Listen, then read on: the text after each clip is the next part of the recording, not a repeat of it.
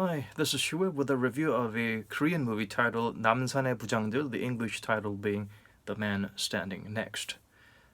It's attracting a lot of moviegoers. It's drawing a lot of praise and criticism at the same time because it is based on historic events in South Korea. A former president was killed, and some view it as an important turning point in a positive direction, while others view it as a tragedy. So the president himself is seen as, some would see him as a ruthless dictator who took many lives, who ruled with an iron fist, who repeated his term, monopolized the system in some sense, having repeated his term multiple times, and was involved in a military uprising, some would say. And then there are those who believe that he is an important figure in Korean history who played a part in the advancements and rapid economic improvements and developments that Korea has experienced.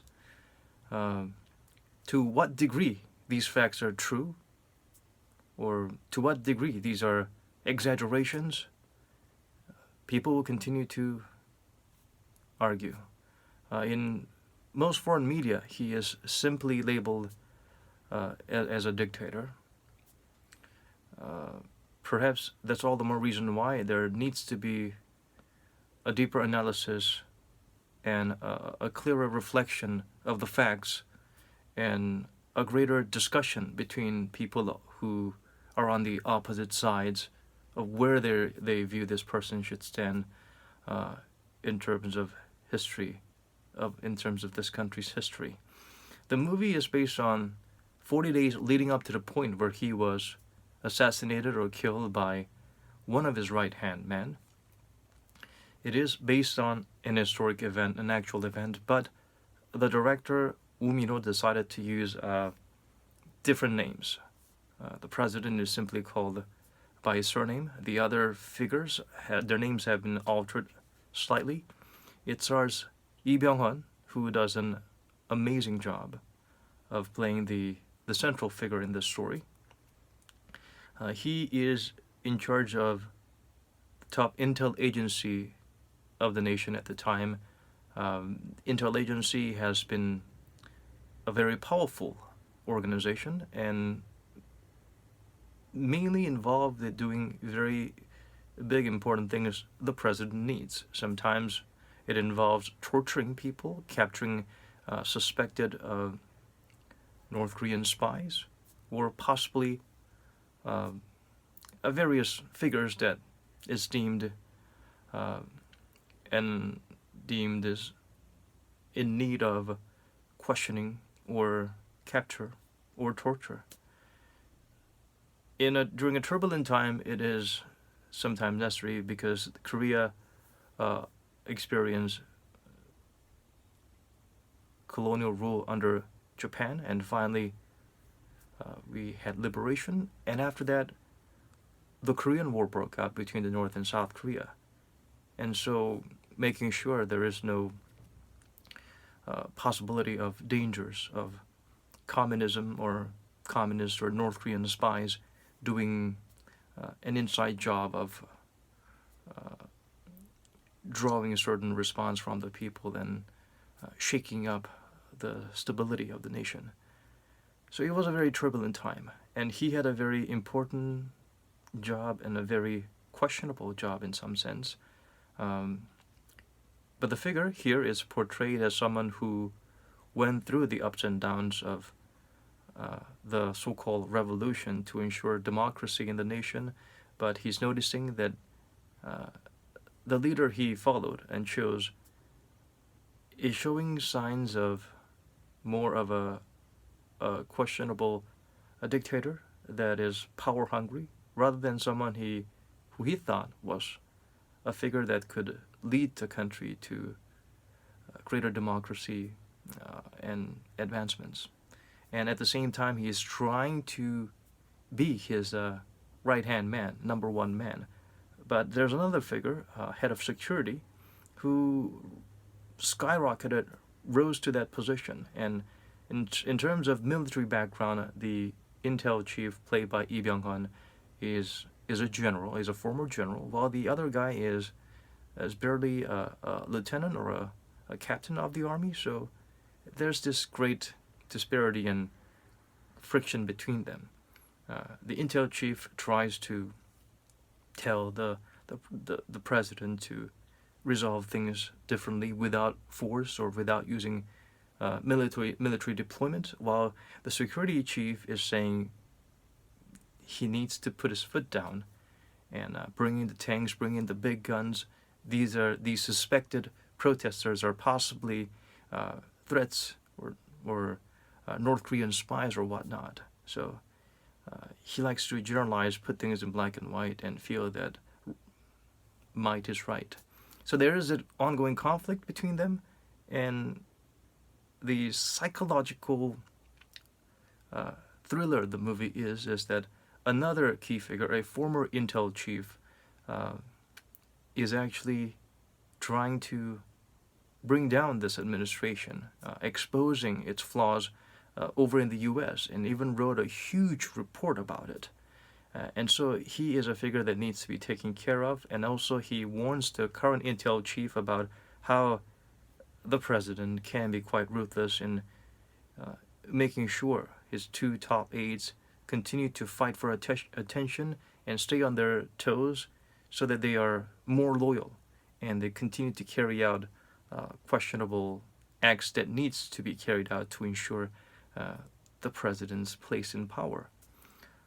So it's a psychological thriller and shows the mental anguish or how the intel chief is torn inside as to what must be done, because he also listens to the former intel chief who's become a target of the president for his so-called revolution, uprising, or efforts to bring down this government.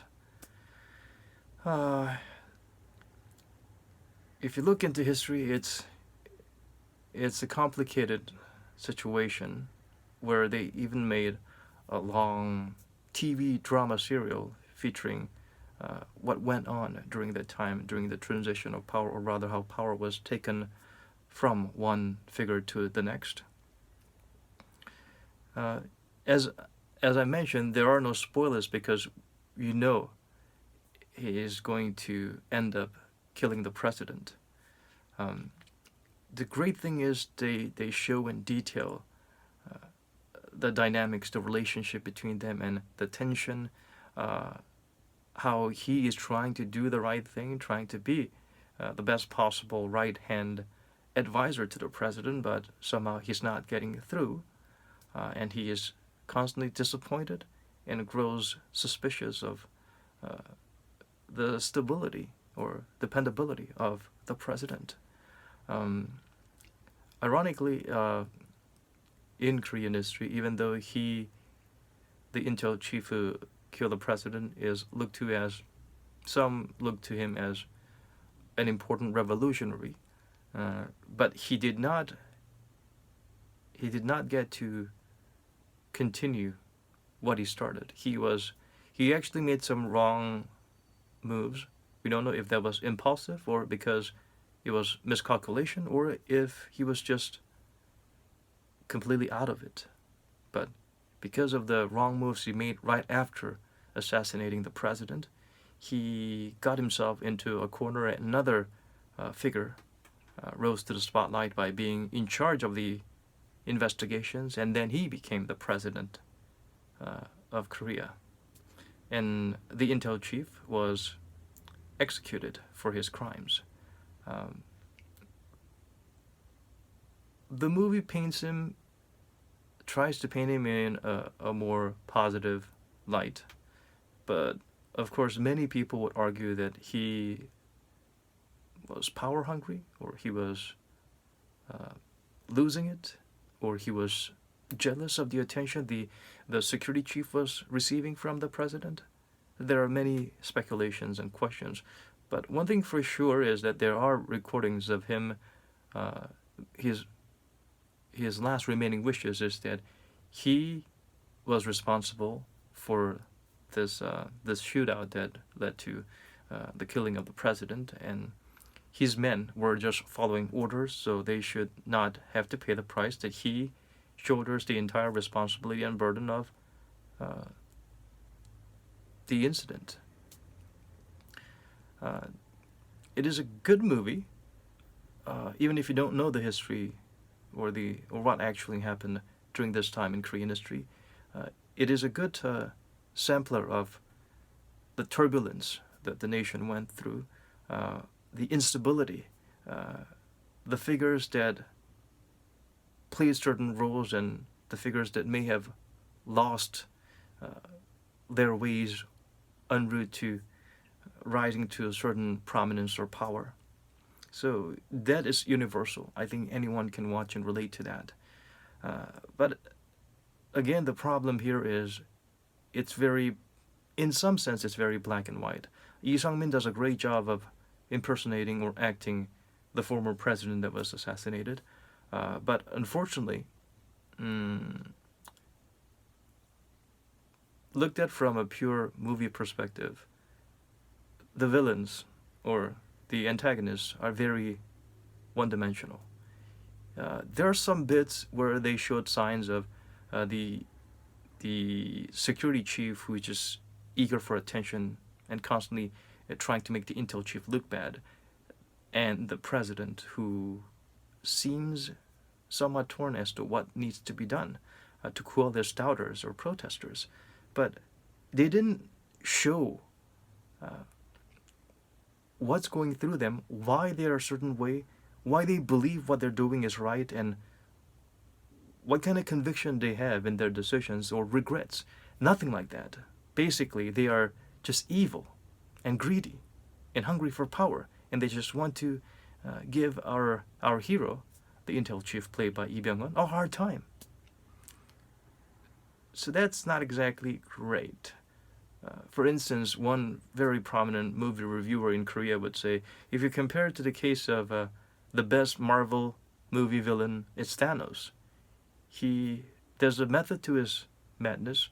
He can justify his actions, and he believes it is necessary, and he believes that it is for an important and noble and good just cause. Um, as I mentioned before, these are actual historical figures, or at least based very much on them. But to show them as just one-dimensional and to somewhat glorify uh, the action or the decisions made by the former right-hand man, the intel chief, to make that move to revolt in some sense as something he did purely out of, not purely, but mostly because he feels it's the right thing to do, and there is no justification or a sense of believing what they are doing or a little bit of a background of why they are a certain way. That is a little bit disappointing. That could have made the movie better, but then some would say, if you do that, this would be a 3 hour long movie. Director Umino does an amazing job at making this comeback because his previous movie was really bad. Yeah, I thought he will never be able to recover from that, but he did. So, congratulations to him. We did have a movie based on this incident before, but it's different, uh, and there's also again the views are split about which is a better movie, um, which people prefer, which some people feel is a bit one-sided or some other way. But either way, it is a tough and delicate situation to make a movie about this incident. So some would say the director tried to maintain a certain level of neutrality while bringing to life these major figures in Korean history. Again, it's a tough job, and the actors are fantastic. you stay focused and you actually go on this journey with the actors. So, yeah, a little bit more dimension to the other characters would have been better.